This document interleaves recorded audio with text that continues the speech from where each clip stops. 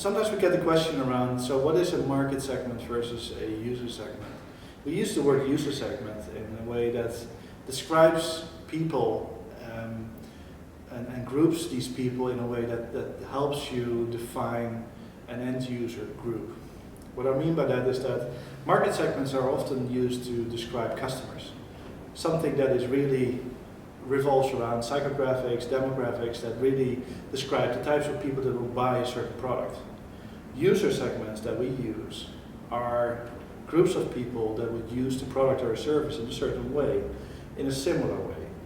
So we end up maybe with 5 or 8 different types of user segments that may or may not overlap with the market segments. Because you might have, for example, an administrator of a product, or you might have an end user of a product, you might have a view-only user of a product, you might have a configurator or a support person that might fix the product. All those types of people have different goals and different motivations to use the product in a certain way. So to distinguish those and to design for these types of people is important. And it's simply different from the fact that they may be 50 years old and a college degree, which is relevant maybe in a market segment, but it's not necessarily relevant when I try to fix a product. I might be 25, and when I'm fixing a furnace, I might have exactly the same task than when I'm 50, and I'm still fixing the same furnace with a broken fan in it.